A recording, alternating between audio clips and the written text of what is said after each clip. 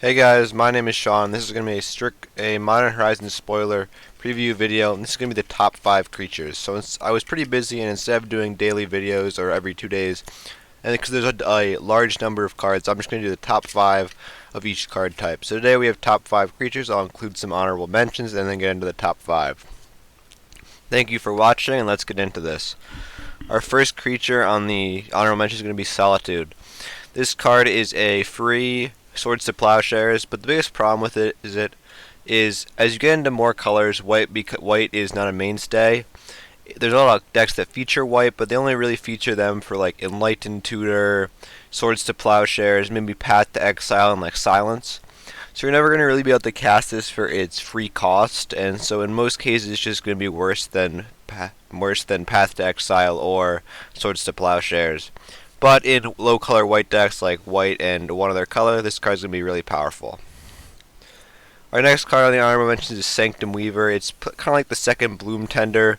It goes infinite similarly with like Freed from the Real and Pinim's Aura, except it is a little bit better because you can go infinite mana of any color in this combo. But I think, and it's going to see a little bit less play than Bloom Tender just because there's less enchantments unless you are playing some sort of Enchantress deck, which there is a cool new Enchantress commander from this set. But the problem is Bloom Tender, a lot of the time you can get more than one color just off your other permanents, whereas this you have to have enchantments. It does tap for mana of any color immediately, unlike Bloom Tender, but I think it needs more specific like situations where it's going to be good. Our next card is Dragon's Rage Channeler. And this is a cool one drop for like farm decks and even just combo decks, because casting non-creature spells, the majority of spells you cast are non-creature spells, and then you get to Surveil, which a lot of the times is better than Scrying, because with cards like Underworld Breach and Yawgmoth's Will, putting put into the graveyard is being better than being put on the bottom of the library. Also, it has Delirium and then gets kind of like pseudo evasion and +2/+2, which allows it to continue to attack in a mass value even after there's bigger creatures on the battlefield. So I think it's a cool farm creature. Our first card is going to be Endurance at number 5, and it's a creature elemental incarnation for 1 green. It has flash, reach, and when Endurance enters the battlefield, up to one target player puts all the cards from their graveyard in the bottom of their library in a random order. And then it has Evoke, exile a green card from your hand. So this counters a lot of surf. Let's first go over the basics. Reanimation stuff. Say your opponent casts a Reanimate, they target their Protean Hulk. You exile a green card from your hand, such as a Mana Dork, to cast Endurance for free. It enters, and it's kind of uncounterable because a lot of counter spells in this format, a lot of the free interaction, only counters instant sorceries or non-creature spells. So this gets around a lot of interaction. And at instant speed, you just you put all the cards in your opponent's graveyard on the bottom of their library, their Reanimate fizzles, and they can't then win the game. Works similarly against Underworld Breach. With a well-timed Endurance, you should be able to counter any Underworld Breach lines, because you take all the cards of their graveyard, meaning they can't recast their spells, they can't exile 3 cards in order to recast the spells they want to recast. So a well-timed Endurance also shuts down their combo. Another thing is it shuts down Thassa's Oracle and Demonic Consultation or Tainted Pact as long as there's enough cards in your opponent's graveyard. If there's, say for Demonic Consultation, if there's 3 or more cards in their graveyard, then you can cast Endurance. It puts those cards into their library. Oracle triggers, and then there's 3 cards, so they don't win. Obviously, if the devotion's higher, you have to do it differently. Same thing with like Tainted Pact is a little bit easier because they're only going to leave 2 cards in their library, so all you really need to do is get a 3rd card. So I think it provides a nice instant speed interaction to these 3 combos that was not present in green, and it is in creature form, which gives it that uncounterability. And with this Thassa's Oracle part, people play fetch lands like Scalding Tarn is just a default example. And so there'll probably be a good chance that you can get those 3 cards, or maybe 1 card, whatever it needs to be, to make sure that your opponent does not win the game. And unlike Solitude, which we talked about on the honorable mentions, a lot of decks play Mana Dorks, not just mono green decks. 5-color decks play them. They do change, but ton of decks play Mana Dorks just because they smooth out the game. They smooth out your turns, allow you to drop your 3-mana commander on turn 2. So a ton of decks play mana dorks, and they're pretty bad in the late game a lot of the time. They do tap for mana, but they can't really do much other value. So you can, and when you have them in the late game, now Endurance gives you something to use them for. And you always play a high number of green cards, so Endurance is almost always going to be online as a way to instant speed interact to a win, or maybe just slow an opponent down from assembling their combo. Our next card, number 4, is going to be Ignoble Hierarch. It's a creature Goblin Shaman for a green. It has Exalted and tap, add black, green, or red. It's basically just Noble Hierarch, except in Jund instead of Bant. And as I mentioned, mana dorks smooth out the draws. Birds of Paradise he's playing almost every single deck that can play it, just because it makes it easy for you to cast your spells. It gives you additional mana. It gives you a body just in case you need to block a commander, or if you want to attack. Obviously these are 0-1s, all three of these, but Exalted makes them 1-1s. But still, dorks are very powerful, and as I talked about, they play in almost every deck. So it's probably going to replace a Llanowar Elves, it's going to not replace like an Elves of Deep Shadow. Here's a good example. Say you're playing Korvold, you fetch up a Taiga, you cast your Elves of Deep Shadow. Now you only have access to green. Well, you cast your Llanowar Elves, now you only have access to red and green. Red, green, green. Whereas if you have Elves of Deep Shadow, now you have access to red, green, black, without actually having to fetch for the black land. So these multicolored dorks that switch colors allow you to fetch for different lands and allow you to get access to multiple colors of mana easier. So I think it's not going to replace Elves of Deep Shadow, but going to kind of replace like a Llanowar Elves, an Elvish Mystic, or a Fyndhorn Elves. Its biggest competition is kind of Deathrite Shaman, because it falls into that green black X color sphere of very powerful mana dork. Both are good, and I think both will be played alongside each other. The first deck isn't something like Korvold. Obviously, Korvold it's going to be a strong mana dork just because it adds Jund. Yidris, same thing. You add 3 of the colors, allow you to cast Yidris a lot easier. Even Kenrith, all these 3, 4, 5 color decks that can play it are probably going to play it unless they're like on the super Turbo Naz plans, which even still they might want an additional multicolor mana dork besides Birds of Paradise or Noble Hierarch. So, and then its biggest downside is in Tymna decks, I think, because it is an 0-1, meaning that it can attack on its own. Well, it can attack, but when it attacks alone, it gets the Exalted trigger and becomes a 1-2. But when you attack with 2, 3, 4 creature just to try to get as much value out of your Tymna, then it doesn't really do anything because it's just an 0-1 and you don't get your Tymna triggers. But I still think it might see some play in those decks just because mana dorks smooth out your game very well. Alright, the card at number 3 is Esper Sentinel. It's an artifact creature, human soldier, for a white, and whenever an opponent casts their first non-creature spell, each turn draw a card unless that player pays X, where X is Esper Sentinel's power.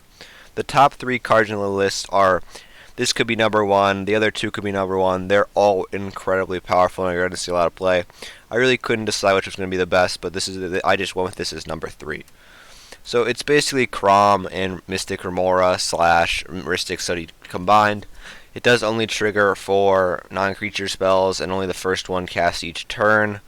But still, a 1-mana Rhystic Study effect that it's a creature that can attack is very powerful. And especially in the early game, a lot of people start setting up with their Chrome Mox as they tutor with their Vampiric Tutors. Like this, you can get out almost every time on turn 1. If you have the right color mana, you get this out on turn 1 every single time. So unlike Rhystic Study, which needs 3 mana, this you can get out 1 mana, just like Mystic Remora. And unlike Mystic Remora, you don't have to pay for it each upkeep. And more people are going to be, I don't know, Mystic Remora, it's easier to pay for than Mystic Remora, but it does stay around for longer. And so in the early game, you're going to get a lot of value out of it, and as the game progresses, you still will. And it kind of, if your opponents are willing to pay for it, then it becomes a Thorn of Amethyst effect, or a Thalia, Guardian of Thraben. So it's also kind of like a stacks creature, similar to Thalia, because if your opponents are willing to pay for it, then they're slowing themselves down and make it so they can't get as much value. And I think it's going to see play in farm decks, Tymna, a ton of decks are going to want this card. Tymna and Thrasios are going to want this card.